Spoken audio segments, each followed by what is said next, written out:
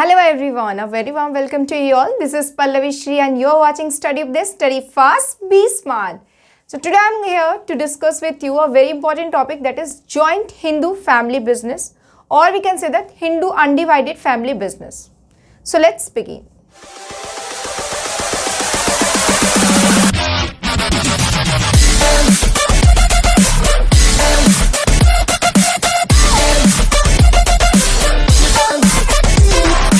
Now, first of all, we'll deal with the meaning of joint Hindu family business. So देखिए ये किस type का business है.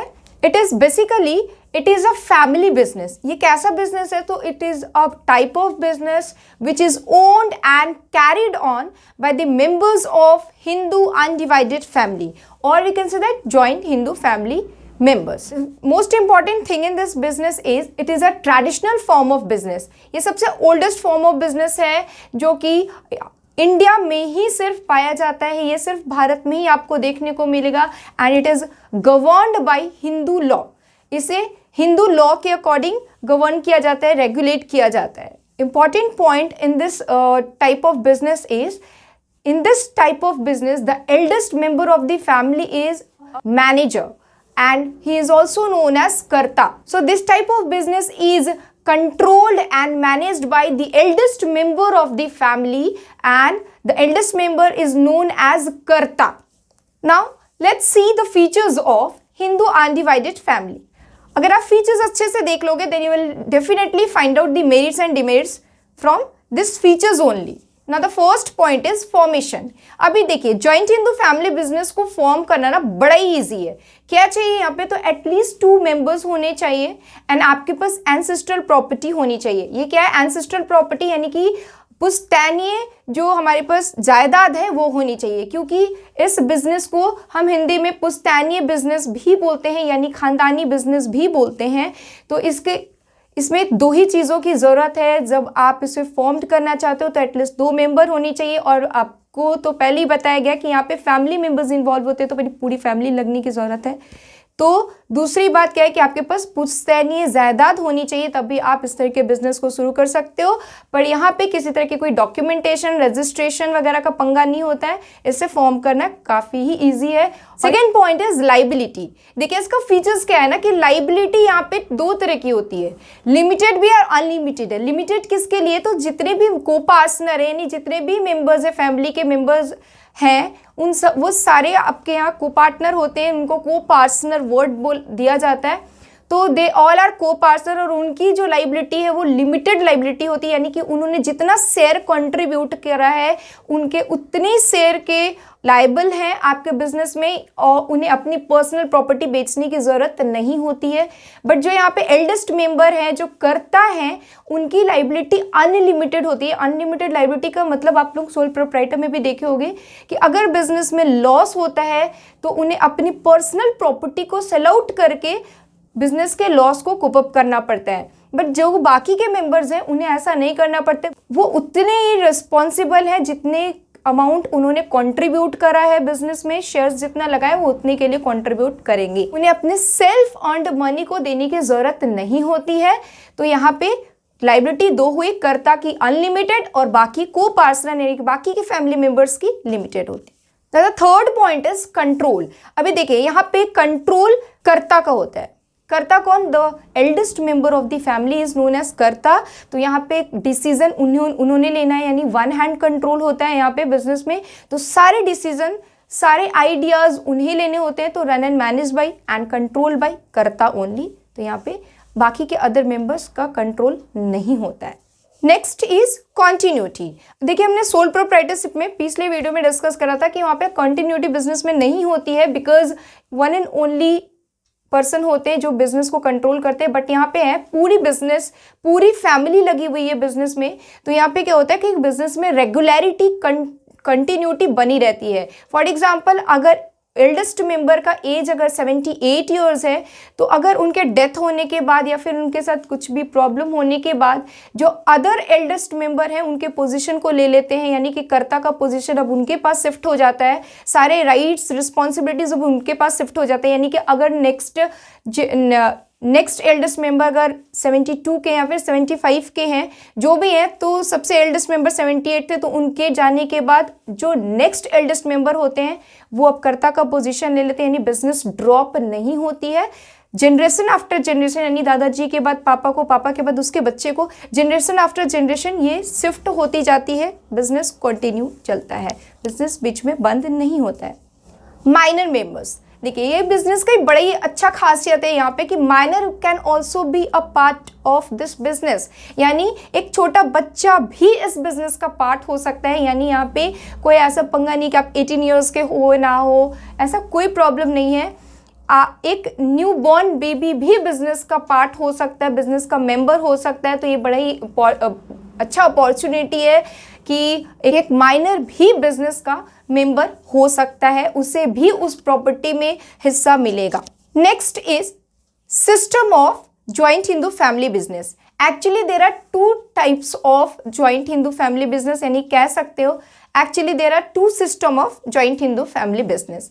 क्या सिस्टम है? First one is Dayabhaga system and second one is Mitakshara system. Dayabhaga system is only prevalent on West Bengal. अब ये क्या है? दयाभागा सिस्टम में यहाँ पे जितने भी को पार्टनर होते हैं उनको इक्वल राइट्स होते हैं, यानी कि मेल एंड फीमेल मेंबर दोनों को ही एंसेस्ट्रल प्रॉपर्टी में, यानी पुश्तैनी जो प्रॉपर्टी है उसमें इक्वल राइट्स मिलता है। ये है हमारा दयाभागा सिस्टम जो कि ओनली वेस्ट बंगाल में प्रिविलेंट है। And second one is Mitakshara system. Mitakshara system जो है वो एक्सेप्ट वेस्ट बंगाल इंडिया के सारे पार्ट में प्रिविलेंट है। और यहाँ पे क्या है कि ओनली मेल मेंबर्स को एंसेस्ट्रल प्रॉपर्टी में राइट होता है, फीमेल मेंबर्स को राइट नहीं होता है। Now next one is the merit और you can say that advantages of joint Hindu family business. The first one is effective control. अभी देखिए हमने पहले भी कहा कि रन एंड मैनेज्ड बाय कर्ता।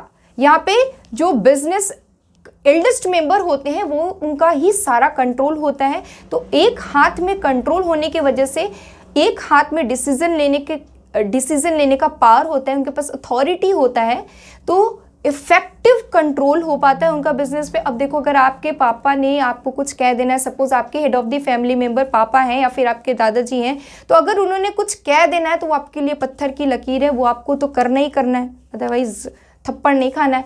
सो दैट यहाँ पे क्या होता है कि उनके पास पावर होती है, अथॉरिटी होती है कि वो कंट्रोल कर सके, पूरे मेंबर्स को वो चला सके। तो इसके वजह से जो कंट्रोल है हमारा बहुत ही इफेक्टिव दिखता है। डिसीजन उन्होंने लेना है, सब कुछ उन्होंने करना है, इसलिए उनका लाइबिलिटी भी अनलिमिटेड होता है। Now the second positive point is continued business existent. As we have already discuss कि here continuity is presence, means क्या है यहाँ पे कि यहाँ पे बिजनेस कंटिन्यू चलता है, जनरेशन आफ्टर जनरेशन कर्ता का पोजीशन है वो शिफ्ट हो जाता है। यहाँ पे आप बिजनेस में कंटिन्यूटी देखते हैं। Now the third point is limited liability of members. देखिए ये मेंबर्स के लिए तो काफ़ी अच्छा होता है, काफ़ी एडवांटेज हो गया कि उनकी लाइबिलिटी जो है वो काफ़ी लिमिटेड है, यानी कि उन्हें अपने पर्सनल प्रॉपर्टी को बेच के लोन वगैरह चुकाने की ज़रूरत नहीं, वो बड़ा ही फ्री है। क्योंकि एक छोटा बच्चा अगर बिजनेस में है, क्योंकि हमने पहले भी कहा कि एक फैमिली मेम्बर का हर एक मेम्बर जो है वो पार्टनर बन जाता है, पार्टनर नहीं मेम्बर बन जाता है, बिजनेस का को पार्टनर है। तो सो दैट कि आप बोल सकते हो कि सारे लोग अगर बिजनेस के मेंबर हैं तो सारे लोग लोन भरेंगे, ऐसा नहीं है। यहाँ पे जो करता है अगर उन्होंने गलत डिसीजन लिया तो उसकी उनके गलती का फल दूसरे क्यों भुगतेंगे। तो यहाँ पे उनकी लाइबिलिटी अनलिमिटेड होती है क्योंकि सारे डिसीजन उन्होंने लेना है, सारे आइडियाज़ उन्होंने बनाने, हम लोग तो मेंबर्स हैं। तो आपकी लाइबिलिटी आपके अपने कॉन्ट्रीब्यूशन तक ही होती है, आपके शेयर कैपिटल तक ही होती है। सो दैट लाइबिलिटी लिमिटेड होना मेंबर्स का काफ़ी उनके लिए पॉजिटिव पॉइंट बन जाता है। Next point is increase loyalty and cooperation. अब देखिए यहाँ पे क्या है कि यहाँ पे सारे फैमिली मेंबर्स ही होते हैं, तो सारे एक दूसरे के वर्किंग स्टाइल से काफ़ी परिचित होते हैं, सब सारे यहाँ पे फैमिली मेंबर्स ही होते हैं। तो यहाँ पे आपस के अपने परिवार को ही धोखा देना इतना आसान तो होता नहीं है। सो दैट यहाँ पे सारे लोग इमोशनली कनेक्टेड होते हैं, स्ट्रांगली उनमें आपस में कोऑपरेशन होता है, तो वो एक दूसरे को ना ही चीट कर पाते हैं जल्दी और ना ही धोखा देते हैं। तो यहाँ पे ये चीज़ देखा जाता है कि यहाँ पे लॉयल्टी बहुत ज़्यादा ही होता है, लोगों का आपस में जो कोऑपरेशन होता है वो ज़्यादा होता है। फॉर एग्जाम्पल अगर 5 मेंबर हैं तो अगर 2 बीमार भी हो जाते हैं तो बाकी के 3 लोग ऐसा नहीं करेंगे कि उसके काम को बर्बाद होने दे, छोड़ दे, नहीं, वो अपने ही मेंबर होते हैं, इस वजह से वो लोग कोऑपरेट करते हैं, उसके भी काम को करेंगे। बाकी के अदर पार्टनरशिप वगैरह में ऐसा नहीं होगा कि 2 पार्टनर अगर बीमार है या फिर 2 छुट्टी में तो लोग चाहेंगे कि भले ही उसकी बदनामी हो। बट यहाँ पे क्या होता है कि आप अपने परिवार के लोग होते हैं जी, तो आप सारे लोग बहुत ही कोऑपरेट होके चलते हैं, कोई बात नहीं वो बच्चा है छोड़ दो उसके, इससे कभी काम कर लो, ऐसा सोचते हैं। तो यहाँ पे ये चीज़ पॉजिटिव पॉइंट बन के आती है कि इंक्रीज लॉयल्टी एंड कोऑपरेशन आपको देखने को मिलता है। Now let's move on the demerits और डिसएडवांटेज, और you can say that the limitation of joint Hindu family business. First one is limited resources. अभी देखिए यहाँ पे क्या होता है ना कि जो रिसोर्सेज होते हैं काफ़ी लिमिटेड होते हैं, क्योंकि यहाँ पे आपके पास रिसोर्सेज वही होते हैं जो एंसेस्ट्रल होते हैं, यानी कि एंसेस्ट्रल प्रॉपर्टी पे ही आप काम कर रहे होते हैं। तो ज़रूरी नहीं है कि आपके जो दादाजी हैं या फिर पापा हैं वो बहुत ही करोड़पति थे और अरबपति थे, वो आपके लिए बहुत बड़ा ज़मीन जायदाद और बहुत सारा धन संपत्ति छोड़ के गए। तो कभी कभी केसेस ऐसा होता है कि बहुत कम भी होता है और उतने में ही हमें काम चलाना होता है। तो यहाँ पे जो रिसोर्सेज होते हैं वो बहुत ही लिमिटेड होते हैं। तो यहाँ पे लिमिटेड रिसोर्सेज की एक डिमेरिट होती है, क्योंकि यहाँ पे आपके रिसोर्स के नाम पे आपके पास वही एंसेस्ट्रल प्रॉपर्टी होता है जिसके साथ आपको बिजनेस को कैरी ऑन करना होता है। Next one is unlimited liability of कर्ता, बिकॉज यहाँ पे देखिए क्या ही एक डिमेरिट बन रहा है कि अगर आप कर्ता के प्रोस्पेक्ट से देखें तो उसे अपने पर्सनल प्रॉपर्टी को भी बेच के मार्केट के कर्जे चुकाने होंगे, लोन भरने होंगे। तो यहाँ पे क्या होगा कि बाकी के मेंबर्स सिर्फ और सिर्फ बाकी के मेंबर्स भी है बिजनेस में, बट सिर्फ और सिर्फ ये कर्ता की ही रिस्पॉन्सिबिलिटी है कि वो उसे सारे लोन चुकाने होंगे और अपने पर्सनल प्रॉपर्टी को बेचने पड़ते हैं उसके वजह से। तो कहीं ना कहीं ये उसके लिए नेगेटिव पॉइंट भी बनता है। नेक्स्ट इज डोमिनेंस ऑफ कर्ता।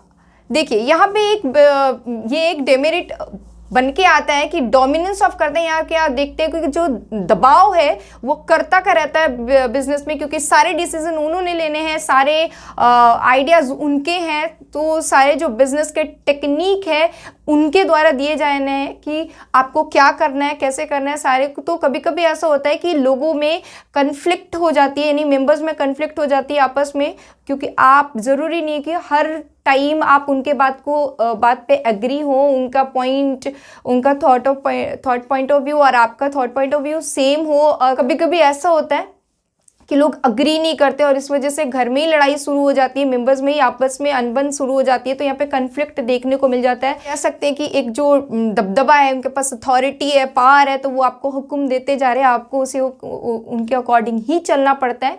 तो यहाँ पे डोमिनेंस ऑफ कर्ता देखने को मिलता है। Next one is limited managerial skills. अभी देखिए हमने सोल प्रोप्राइटरशिप में भी यह समझाया था कि हर एक इंसान सारी चीज़ों में 100% परफेक्ट तो हो नहीं सकता है।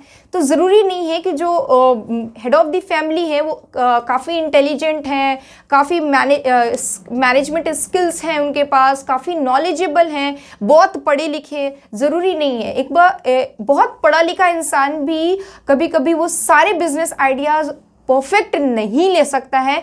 तो ज़रूरी नहीं है कि वो सारी चीज़ों में एक्सपर्ट हो। और यहाँ पे आप बाहर से प्रोफेशनल बॉडी हायर नहीं कर रहे हो मैनेजमेंट डिसीजन लेने के लिए, सो दैट कर्ता ही सारे डिसीजन ले रहा है। तो हर बार ये पॉसिबल नहीं है कि वो सारे डिसीजन एकदम परफेक्ट हो। तो यानी लिमिटेड मैनेजरियल स्किल देखने को मिलता है, क्योंकि आप बाहर से प्रोफेशनल बॉडी हायर नहीं कर रहे हो यहाँ पे। ठीक है, तो ये थी इसकी कुछ demerits यानी limitation. If you have any doubts or any queries, then ask in comment section and hit the like button, press the bell icon for the latest videos update. Thank you.